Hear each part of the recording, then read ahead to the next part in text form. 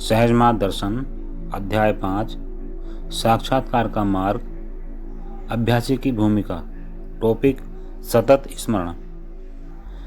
निसंदेह ईश्वर का सतत स्मरण आध्यात्मिकता का एक विशेष लक्षण है। सतत स्मरण विकसित करने का तरीका यह है कि अपने खाली समय में, चाहे कार्यालय में हो या घर में, गली में हो या बाजार में, दृढ़ विश्वास के साथ यह सोचें कि ईश्वर चारों दिशाओं में और हर जगह विद्यमान है और आप उसके बारे में सोच रहे हैं। जितनी ज़्यादा देर तक हो सके उसी विचार में मग्न रहने का प्रयास करें। इंसान का मन हर क्षण भौतिक जीवन की नाना प्रकार की समस्याओं के सोच विचार में ही उलझा रहता है।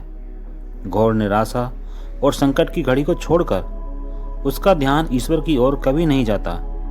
कारण यह है कि वे केवल अपने भौतिक हित को ही महत्व देते हैं और हर वक्त उसी की उधेड़बुन में लगे रहते हैं। इस तरह वे माया के मोह जाल में ही फंसे रह जाते हैं। उससे बाहर आने का कभी उन्हें ख्याल तक नहीं आता। ईश्वर को अक्सर याद करना हालांकि साक्षात्कार में काफी सहायक होता है, परंतु उसमें सफल होने के लिए केवल वही सब कुछ नहीं है। आमतौर पर हर धर्म में कोई भी महत्वपूर्ण कार्य ईश्वर का नाम लेकर शुरू करने का चलन है।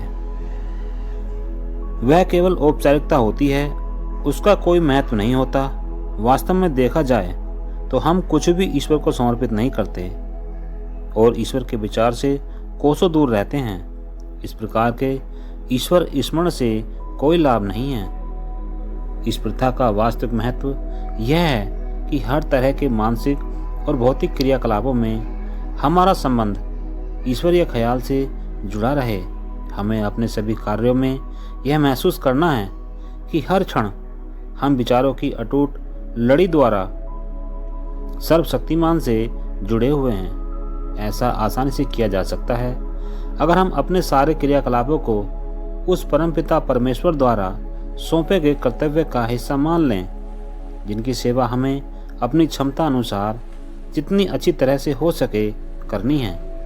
कुछ लोगों का विचार है कि सांसारिक संबंधों और दायित्वों के कारण इंसान का जीवन अनगिनत परेशानियों और झंझटों से घिरा रहता है। ऐसे में उसके लिए ईश्वर का सतत स्मरण करना या अक्सर उसे याद करना संभव नहीं है, परंतु अभ्यास और अनुभव से यह सिद्ध हो जाएगा कि इसका तरीका बहुत आसान है।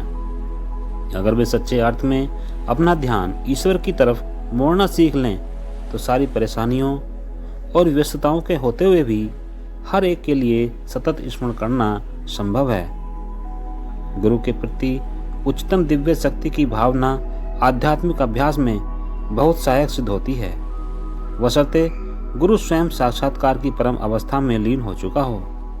आप उन्हें एक अलौकिक या दिव्य मानव मानकर उनके मार्गदर्शन पर भरोसा रखें। यदि आप सब कुछ उन्हें समर्पित करते हुए अपनी व्यस्त दिनचर्या का पालन करते रहें तो सोच नहीं सकते कि आगे चलकर यह आपके लिए कितने अच्छे परिणाम लाएगा।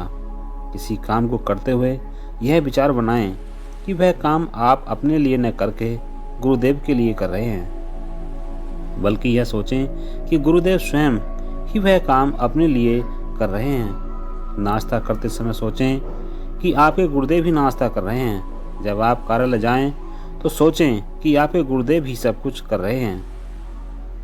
कार्यालय से वापस आते समय मान लीजिए रास्ते में आपको एक आकर्षक नृत्य दिखाई पड़ता है और नर्तकी की लुभावनी सूरत पर आपकी आंखें टिकी रह जाती हैं। तब भी सोचिए कि आप नहीं वरन आपके गुरुदेव स्वयं नृत्य देख रहे हैं। आपकी उत्सुकता तुरंत शांत हो जाएगी, क्योंकि नर्तकी के मोह से आपको बचाने के लिए गुरुदेव की शक्ति आपके भीतर प्रभावित होने लगेगी। आपके कार्यालय से वापस आने पर आपके बच्चे आपको कई घंटों बाद देखकर प्रसन्न हो उठते हैं। उनके साथ साथ आप भी प्रसन्न हो उठते हैं, जो कि स्वाभाविक है। थोड़ी देर के लिए आपका ध्यान उनकी ओर मुड़ जाता है और आपका सतत स्मरण टूट जाता है। तब आपको यह सोचना है कि आपके अंतर में विराजमान गुरुदेव ही इसका आनंद ले रहे हैं और आपके सतत स्मरण की कड़ी फिर से जुड़ जाएगी। यदि आप अपने मित्र से बातचीत कर रहे हों तो सोचें कि आपके गुरुदेव उनसे बात कर रहे हैं, न कि आप। टहलते समय सोचिए कि स्वयं आपके गुरुदेव चल रहे हैं। यहाँ तक कि ध्यान में आप यदि यह विचार बना लें कि आप नहीं वरन स्वयं आपके गुरुदेव अपने ही स्वरूप पर ध्यान कर रहे हैं, तो इससे बेहतर लाभ होगा। इसी प्रकार आप अपनी दिनचर्या के सभी कार्यों में तालमेल बिठा सकते हैं। यदि यह विचार पैदा कर लें और यह रवैया अपना लें कि आपके स्थान पर आपके गुरुदेव ही सब कुछ कर रहे हैं, तो न केवल आप सारे वक्त सतत इसमें बने रहेंगे, बल्कि आपके कार्यों की कोई छाप नहीं बनेगी और इस प्रकार आगे के संस्कारों का बनना बंद हो जाएगा।